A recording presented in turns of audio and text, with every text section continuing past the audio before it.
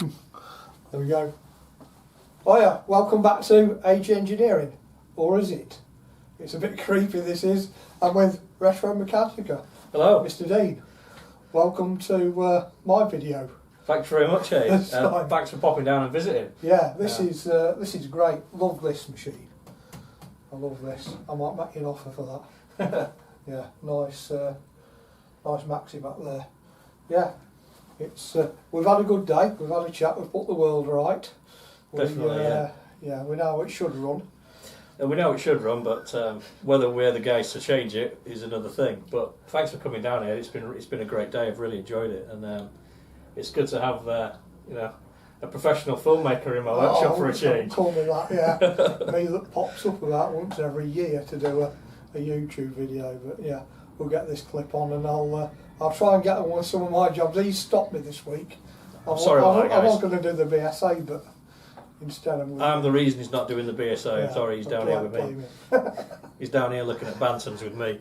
Great to see you. Good to see you too. Yeah, thanks for popping in. Cheers. Appreciate it. Thanks guys. Catch you soon. Bye for now. What we've got here is a set of A7 A10 Cam Followers, tappets, whatever you want to call them, and as you can see they're in very poor condition. I've been Rockwell testing them, and that, despite its wear, comes out at 60 Rockwell C.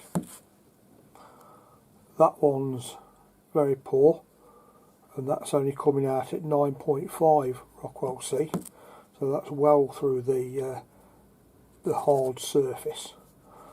That one's coming out at 58 Rockwell C, but again worn. And that one's coming at 42.5 Rockwell C, and again quite worn. So what I'm going to be doing is building these up with some hard facing electrode, and we'll re-profile the radius on there. I've got a set of good new ones, old stock, or two rather.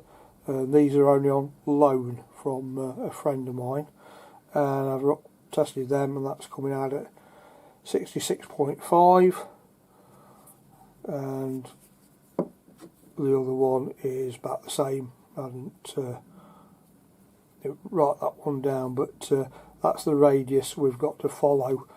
And I've read a couple of bits on forums. It says 1.25" radius, I think it was, but I'll get it on the Shadograph, and we'll actually measure them properly before we start reprofiling them. Although I can use them as a sort of guide template for what these end up radius to.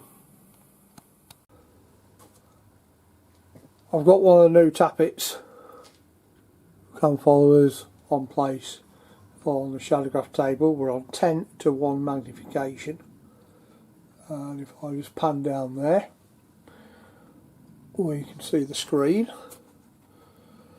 A little bit awkward because I'm on the tripod. And then I've got some overlays that I drew up, and if we build up, if we get that into focus as best we can. This scratching in the background's my little table there. It's the glass is scratched. I've got a new one on the way. And if we start at say inch radius, and I put an overlay on there, if we can see that, let's check the viewfinder with the camera. I might have to zoom in a little bit for you.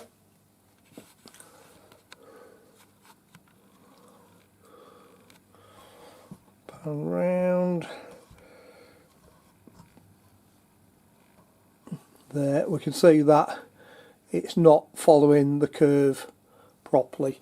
Now, only take note of about that section there, because that's the bit that's against the table. That's the flat area of the cam follower. This bit tails off, so it's not in focus, so it won't be a true representation of the curve. So that's an inch, so it's not an inch. And then we've had that one, which is, there's our 1.25 inch radius. I'll just go and switch off the light just above here so you get a better picture.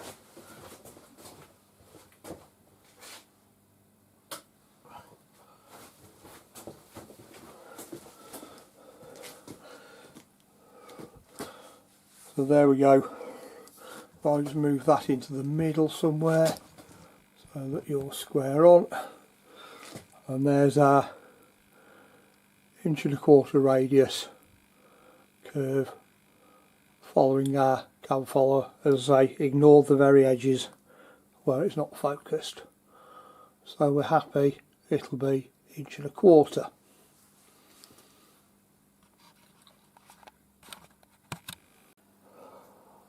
And there's a bit of a shot of the Shadograph. It's an old Watson Monasty Shadograph, quite old, a proper original Shadow Master branded one. Quite old, but it's quite useful for checking, for example, where threads are 55 or 60 degrees, for checking tapers on carburettor needles, the angle on the Rockwell tester is correct, all that sort of thing. Quite a useful tool, and ones this old can be found usually fairly cheap, but they still do the job. And there's some overlays I make for the Shadograph. When you're doing things like the radius 10:1, obviously each inch in real life is 10 times the size on the Shadograph. So for doing that, say 10:1, I'll do a 10-inch radius here instead of a 1-inch radius in reality, and I'll just get a big compass or a piece of bar and a couple of holes and just fasten these to the bench and then draw an arc from a pivot point and get my sizes that way. And then for the measuring one, you can literally lay a plastic ruler on the Shadograph. I'll go into it at some other point a little bit more if anybody's interested in the use of a Shadograph, but it is covered quite well on some of the other YouTube channels, particularly the Indian ones. They're quite keen on that technology. I'm just doing some prep here for hard facing some BSA A10 Cam Followers. I've been trying this hard facing electrode from Sealy and I'm getting disastrous results. There's what I'm getting with that one. It's no good at all, and despite what it looks like, I can actually stick weld. So I abandoned that one. I'm trying now some hard facing MIG wire. I'll show you the what that is. This is a coil of hard facing MIG wire from eBay. This is this guy who's selling it in small amounts. It's very expensive for a full roll, so I've just bought 20 meters to try this one out, which was 16 quid. I'll show you the results of that on a piece of test material. And I've put that on with the TIG torch, and that's what I've got. I'm just waiting for it to air cool, and then I'm going to grind it off and we'll get it on the Rockwell tester and see what that comes out like, and I can compare it, that side, to the un-hard face side in a moment. There's our little test piece with it ground off. I've done a little test already, so I already pre-know the result. I'll just demonstrate that on the Rockwell tester. So one important aspect of this is the back must be flat, so just lap that down on a stone. So we'll get this side in, the Rockwell tester, and what we do here is take that up there,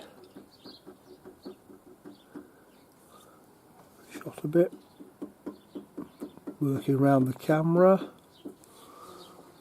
set him, like a little bit of dwell time, flip the lever,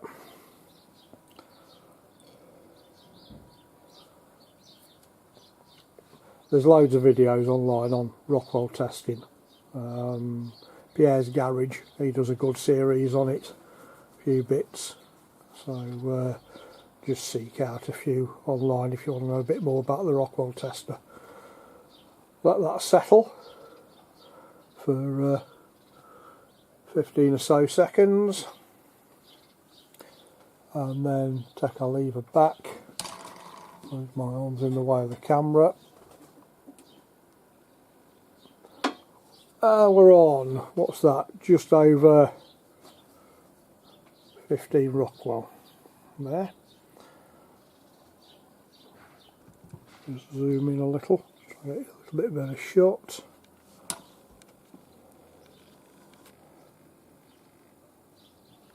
Yeah, just a tad over 15 Rockwell on that side. Okay. We'll back this off and we'll go on to our round down bit, and not where I've previously done a test.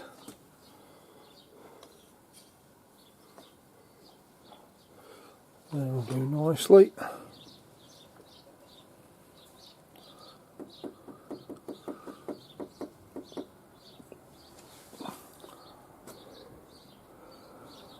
Let's settle a moment. Our lever. So this is on the hard facing side. It's been built up in a couple of layers or so you're not intermixing the base metal with the hard facing material. Settle. And we'll knock that off, and there we go. So we know that that guy selling his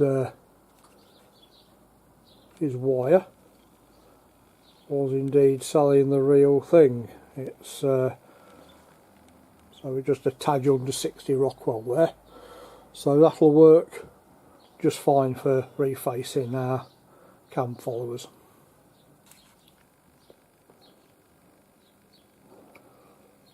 Happy at that with our little test.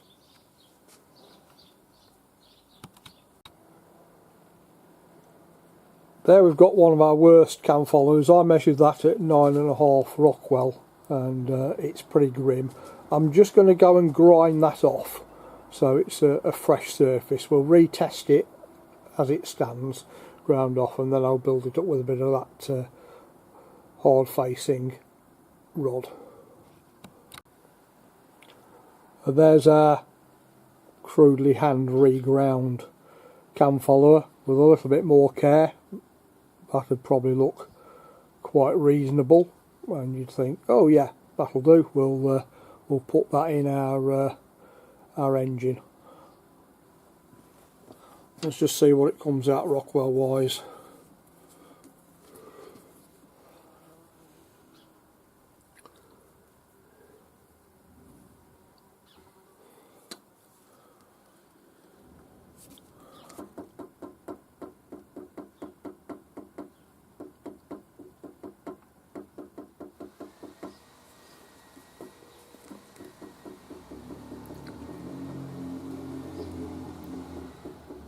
Sorry if you've got some background noise around here.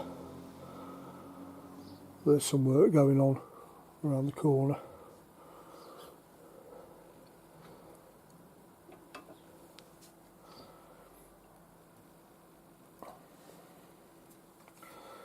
applying the major load now, which is 150 kilograms force on that little diamond indenter down there for Rockwell C. That's gone right past the 0, so this is going to be low. Might even be off the Rockwell C scale here. Let's settle for a moment. There we go. So 6 Rockwell C, so soft as butter. That's so if you put that back in your engine, so if you got some nice cam followers and you thought, well, I'll just reface them a little bit and they look better, then put them back in, you're heading for disaster, because you've gone through the hard surface, it's not case hardening because they're chilled iron, I believe, but you've gone through the hard surface and you're down to the soft underbelly. So don't reface your cam followers, it won't do you any good.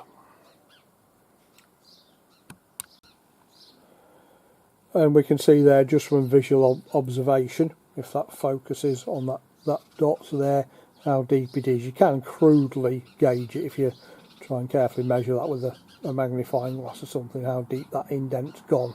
If you just do it with a centre punch or something like that, or just run a file over it. So let's get some overlay on that and roughly grind it. It'll be oversized. Now I've got to set up a grinding jig to try and do the correct radius on them, but we'll just get a rough overlay on and grind it for now.